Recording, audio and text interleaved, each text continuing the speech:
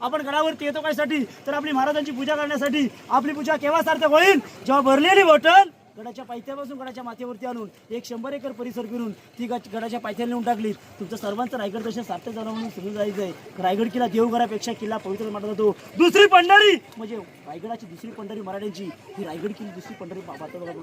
रायगड किल्ल्यावरती आल्यानंतर आपण फोटो पाडत असतो, मी म्हणत नाही पाडू नका, रायगडाची आठवण ठेवा। पण आपल्याकडून चुका होत असतात तर आपल्या राजांकडे आपण पाठ करून फोटो करतो, गोगल बनवून सेल्फी करतो। ही दुर्लक्षणं मुळात चांगली नाही, तो छत्रपती आहेत त्यांच्या तुलना होऊ शकत नाही। आज आपण गडाच्या समोरच्या बाजूने प्रवेश केला, ही गडाची समोरची बाजू पाहतो बघा म्हणे। रायगडाला 2360 पायऱ्या आहेत, जे अंतर पार केलं हे 3.5 किलोमीटर पार करून आज गडाच्या माथ्यावरती आलात, ही गडाची समोरची बाजू। पण जोपर्यंत रायगड पायी चालत येत नाहीये तोपर्यंत खऱ्या अर्थाने रायगडाचं महत्व कळत नाहीये। डोक्याचा पशिना पायथ्यापर्यंत जात नाहीये तोपर्यंत रायगडाचं महत्व कळत नाहीये। जी लोक आजही गडाच्या 4 मिनिटांमध्ये येण्याचा मार्ग ही गडाची मागील बाजू, त्या लोकांना नक्की विचारतो रायगड दर्शन कसं केलं, नक्की सांगतील। 4 मिनिटांमध्ये गडावरती आलो, 1 पावन तासामध्ये गड फिरलो आणि गडाच्या पायथ्याला निघून गेलो, ही गडाची मागील बाजू। डोक्याचा पशिना पायथ्यापर्यंत जात नाहीये तोपर्यंत रायगडाचं महत्व कळत नाहीये।